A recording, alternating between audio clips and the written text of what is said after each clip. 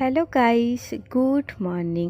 আজ সকালবেলা বমি করে দেখো পিতুলের শরীরটা কিন্তু একদমই ভালো নেই।